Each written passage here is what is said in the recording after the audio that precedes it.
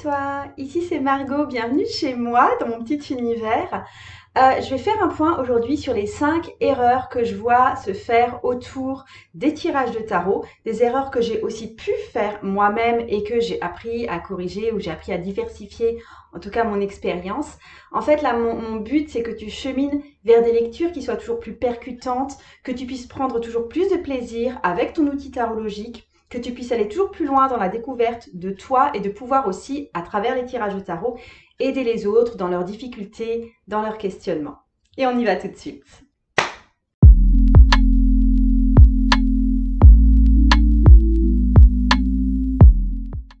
La première erreur que je vois, c'est le fait de prendre une méthode, d'adopter une méthode et d'y coller coûte que coûte et pour la vie entière.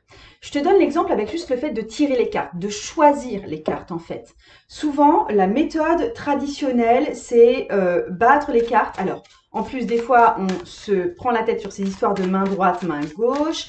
Ensuite, on va étaler tout le jeu très très joliment et ensuite, on va vraiment se laisser guider longuement par notre intuition avant de choisir the carte qu'on a besoin de tirer à ce moment, etc. Donc ça, c'est un petit peu la méthode plus traditionnelle, c'est pas celle que j'emploie, mais on va se tenir à cette méthode. En plus, j'ai tiré avec la main droite, normalement c'est avec la main gauche, et on va quelque part, limite se rigidifier autour de cette méthode-là.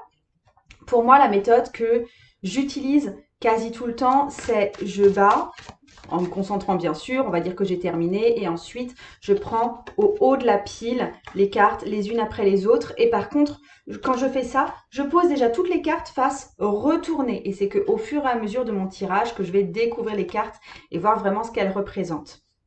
Mais au fur et à mesure, je pense que ça a été une de mes erreurs, hein. Je me suis rigidifiée dans cette approche.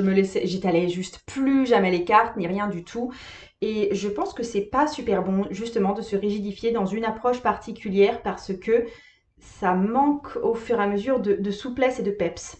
Depuis peu, grâce à Sylvie notamment de Papote et Lunaison, coucou Sylvie si tu me regardes, euh, quand je fais surtout sur des tirages courts, sur des tirages à 3 cartes, je bats les cartes et soit j'ai une carte qui saute, soit j'ai une carte qui se démarque vraiment et je prends la carte qui veut venir et je m'autorise en plus à la regarder tout de suite.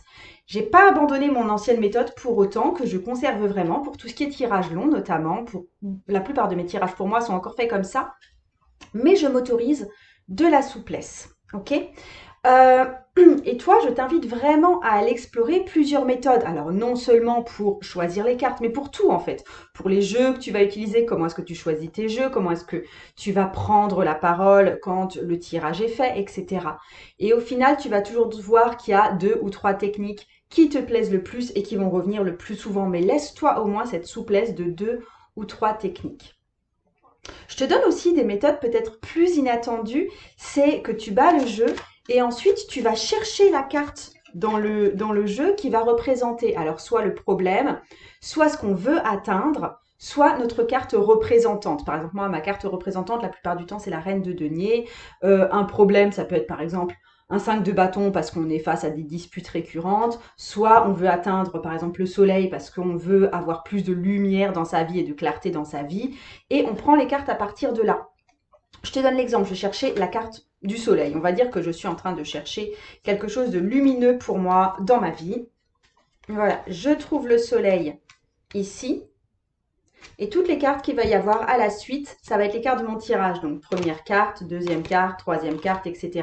Si j'arrive trop vite au bout du paquet, ben, je reprends au tout début du jeu en fait. Ça recommence ici. Mais ça peut être une possibilité aussi de faire ça à partir d'une carte représentante ou d'une carte problème ou d'une carte désir. Donc, comme je l'ai dit, ça vaut pour tout, pas seulement pour le fait de piocher les cartes.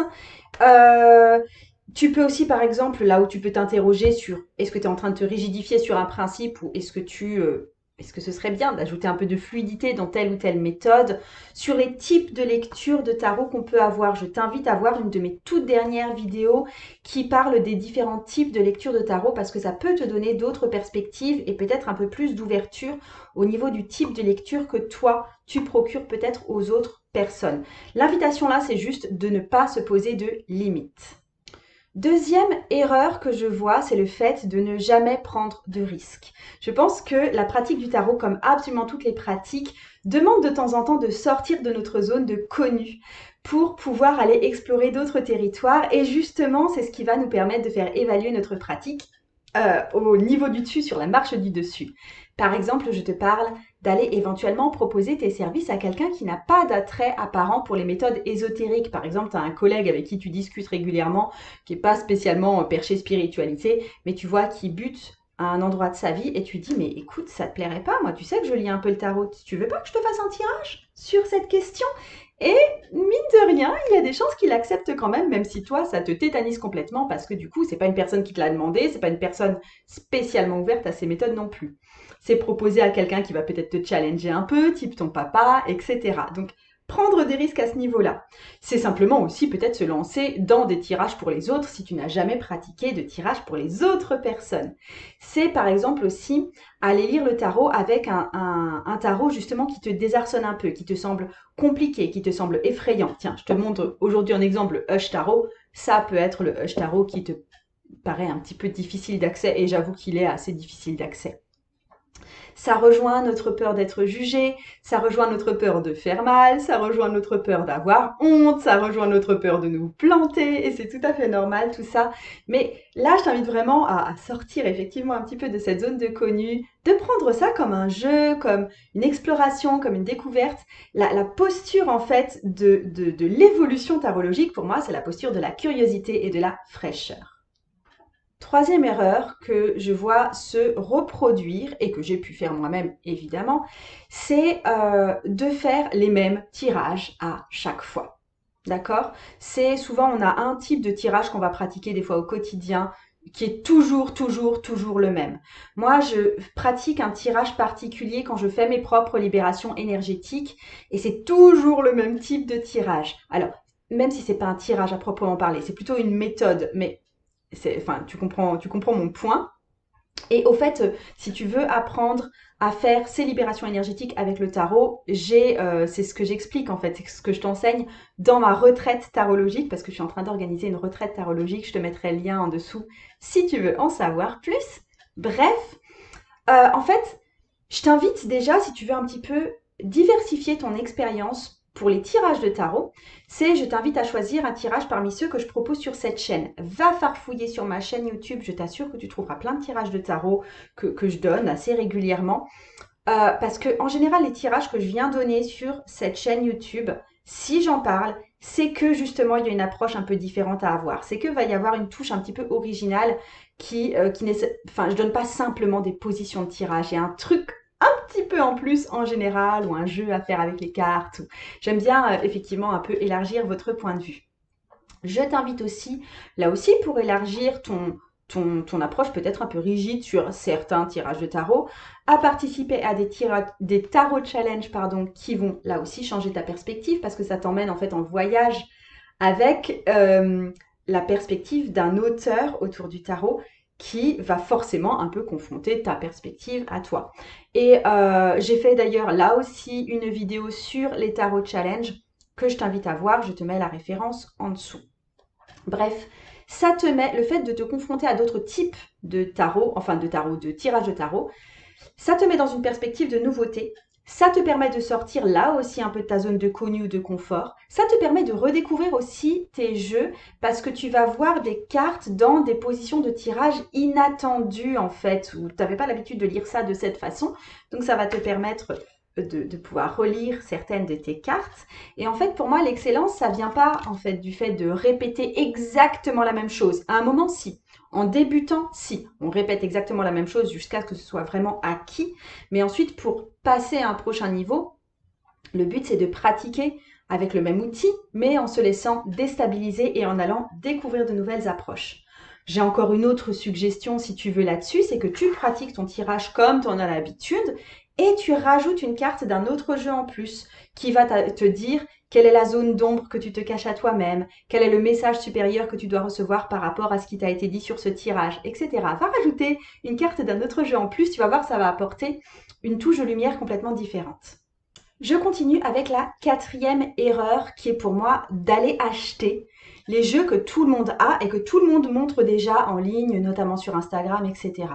Alors, Je suis en partie responsable de ça parce que j'ai participé moi-même à vous faire acheter certains jeux qui sont hyper populaires. Je veux dire, j'ai des cours de tarot qui sont vendus, j'ai mon compte et cette chaîne YouTube qui participe en fait à cette émulation autour de certains jeux très très très populaires. Je parle notamment du Wild Unknown Tarot, le Wild Unknown Tarot qui a été traduit assez récemment en français sous les mondes sauvages, Tarot des mondes sauvages et inconnus, mais qui est un gros best-seller du tarot, donc c'est devenu un classique. Je parle aussi du Nicoletta Cecchioli Tarot, dont j'ai largement parlé, hein. J'ai 2 vidéos à propos de ce tarot sur ma chaîne, que j'adore aussi, donc voilà, qui est aussi un gros best-seller. Beaucoup plus récent, le de Oak, Ash and Thorn, le Three Trees Tarot, qui est aussi, du coup, devient vraiment tout d'un coup très mainstream. Et en fait, tout ça, hein, c'est des jeux que j'adore. C'est pas pour rien que je vous les ai présentés. C'est des jeux de cœur. C'est des jeux que je considère même essentiels dans ma propre collection et dans ma pratique. Mais parce que ça convenait vraiment aussi à mon énergie. Il y a des jeux aussi très mainstream, en tout cas dans le paysage français, que je ne possède pas parce que ça collait pas avec mon énergie. Type Tarot de la magie verte, par exemple. Ou Light Sears, que je n'ai pas non plus parce qu'il ne m'attire pas spécialement. Mais j'aimerais en fait que tu puisses, toi, attirer l'attention parce que on voit que tu apportes quelque chose de différent dans le paysage tarologique francophone. Ok? Ton style de lecture et ton style tout court, ça va forcément être différent avec un jeu qui est un peu en décalage avec ce qui est habituellement présenté. Et puis je trouve ça hyper enthousiasmant de vraiment aller pourchasser, aller creuser, aller un peu déterrer des jeux qui sont peut-être un peu plus inédits ou des jeux qui sortent en campagne participative parce qu'ils sont extrêmement neufs, qui sont encore complètement inédits, et ou alors de vraiment aller détourner des jeux qui servent complètement à autre chose. Je parle notamment par exemple du Dixit que j'utilise pour faire des tirages alors qu'au départ c'est un jeu de société. Attends, je te le montre. Tadam! Donc le Dixit, les images sont comme ça, ce n'est pas un tarot en fait, hein. Mais j'ai fait toute une vidéo à ce sujet sur l'emploi du Dixit pour moi, pour pratiquer des tirages en fin de compte. Donc tu peux aller voir également cette vidéo. Pour tous les jeux, pour toutes les vidéos que je te cite, là, je te mettrai les liens en dessous. Ne t'en fais pas, je vais essayer de faire ça sérieusement. Et voilà pour le petit décalage que je t'invite à avoir vis-à-vis des jeux. Je termine avec l'erreur tarologique qui est sans doute mon plus gros défaut à moi, qui est le fait de négliger la mise en place. Moi, j'ai tendance à sortir mon tarot méga vite. Là, je sors le tarot, je mets peu en scène en fait, je fais juste un peu de place. Hop, je fais de la place et puis hop, je me mets à tirer. Je prends pas forcément le temps de beaucoup me préparer moi-même, ni de préparer mon décor, on va dire. Mais en fait, vraiment, c'est vraiment un fait. Enfin, je veux dire, j'ai pu le constater au niveau surtout des tirages que j'ai faits pour d'autres personnes. Le tirage est plus puissant quand j'ai pris 1 minute de méditation, quand j'ai choisi mon jeu avec soin, soit en me concentrant sur mon énergie, soit en me concentrant sur l'énergie de la personne, quand j'ai pris le temps d'allumer une bougie, quand j'ai posé une intention, quand j'ai fait fumer de la sauge avant, quand j'ai entouré la table avec des jolies choses peut-être qui allaient un peu m'inspirer dans le sens de l'énergie que je veux insuffler dans ce tirage-là. Donc c'est des choses que je n'ai pas forcément suffisamment fait, que je vous invite à faire parce que ça donne vraiment une autre dimension au tirage. Alors, maintenant, au niveau de ma pratique, pour moi, ça peut toujours être aussi vite fait en fait en termes de mise en place. Parce que quand c'est vraiment pour moi, je me centre assez vite, je suis assez vite connectée à ma propre énergie. Par contre, quand je fais des tirages pour les autres, ma mise en place est beaucoup plus nécessaire et beaucoup plus soignée. Et puis aussi, je trouve que faire cette mise en place pour la personne qui va recevoir le tirage de tarot, c'est comme respecter la personne à qui on va faire le tirage. C'est comme quand on va inviter une copine à la maison et qu'on a préparé des petites tasses avant qu'elle arrive, qu'on a peut-être passé un coup de balai si c'était un peu sale par terre, qu'on a sorti les cookies parce qu'on sait qu'elle aime bien les cookies. Tu vois, toute cette intention de bienvenue, je pense qu'on peut aussi l'insuffler dans nos tirages de tarot et que c'est aussi une marque de respect par rapport à notre consultant. Alors quand je fais des tirages en différé, mis à part quand c'est vraiment ma frangine qui m'appelle en me disant « Ouais, tu veux pas me tirer juste 3 cartes pour ça ?» quand c'est une vraie demande de tirage. Donc, je pratique un enregistrement et là, je prends soin de poser l'intention, de poser le décor. Si tu es intéressé d'ailleurs par mes propres tirages de tarot, moi, je les insère au sein de mes accompagnements. Je te mettrai mes accompagnements en lien là sous la vidéo. Mais en fait, là où c'était souvent compliqué de poser cette mise en scène, c'était quand les personnes étaient avec moi, soit en physique, soit en ligne. Mais parce que ça me demande de dire chut, maintenant je prends le temps de faire ma mise en place, je suis obligée d'imposer, tu vois, ce temps de silence, ce temps de concentration. Et c'était déjà beaucoup plus délicat pour moi. J'espère t'avoir ouvert de nouvelles perspectives avec ces erreurs-là que j'ai dénoncées un petit peu autour des tirages de tarot. Après, tu te rends bien compte que c'est pas des choses méga graves dont je suis en train de parler. Comme je t'ai dit, je te mets toutes les ressources en lien et je t'envoie tout mon amour. Le tarot peut changer ta vie. Salut!